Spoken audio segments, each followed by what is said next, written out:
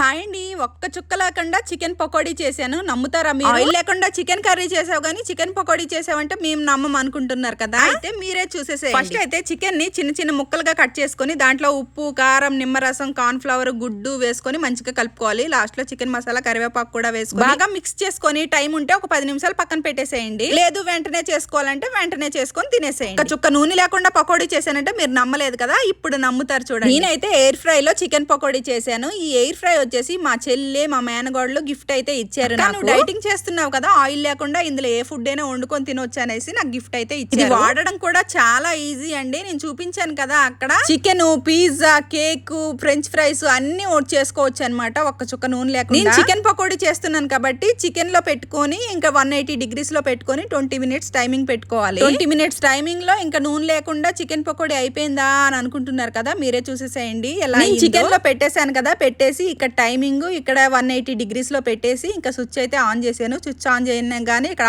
Orange colour light వస్తుంది. ఇంకా timing అయిపోగానే ఆ లైట్ అయితే ఆఫ్ అయిపోతుంది అనమాట. సేమ్ రైస్ కుక్కర్ లో రైస్ ఉడికిపోతే ఎలాగా లైట్ అయితే ఆఫ్ అయిపోతుందో అలానే సేమ్ ఇంకా అయిపోయింది. చూసేసేయండి మీరే డైరెక్ట్. ఇంకా స్విచ్ ఆఫ్ చేసేసి ఇంకా నేనైతే తీస్తున్నాను. చూడండి, నేను అయితే 20 minutes లో పెట్టాను కదా, జీరోకి వెళ్ళిపోయింది. చూడండి, చూసారా గ్రేవీగా పెట్టాను. ఎంత ఫ్రైగా అయిపోయేవో. స్మెల్ అది ఉడుకుతుంటే స్మెల్ అయితే చాలా బాగా వచ్చింది. ఇప్పుడు బయటకు తీసి మీకు చూపిస్తాను. ఒక స్పూన్ తీసుకొని ఉడికిందా లేదా చెక్ చేసుకున్నాను. ఎంత బాగా ఉడికిపోయిందో చూడండి. ఒక పీస్ కూడా తిన్నాను. చికెన్ పకోడీ తిన్నట్టే ఉంది. కొంతమంది కలర్ వేస్తారు కాబట్టి రెడ్ గా వస్తుంది అనమాట. నేను ఏ కలర్ చికెన్ పకోడీ రెడీ అయిపోయింది అనమాట. ఒక ప్లేట్ లో వేసుకొని దీంతో ఆనియన్ నంచుకొని నిమ్మకాయ పిండుకొని తింటే చాలా బాగుంటుంది. ఎయిర్ ఫ్రై ప్రతి ఒక్క ఇంట్లో ఉండవలసిన వస్తువు అండి. మీకు కావాలంటే ఇక్కడ ట్యాగ్ ఇస్తున్నాను, తీసుకోండి. వీడియో నచ్చితే ఒక్క లైక్ చేయండి, సబ్స్క్రైబ్ చేసుకోండి అబ్బా. Bye bye.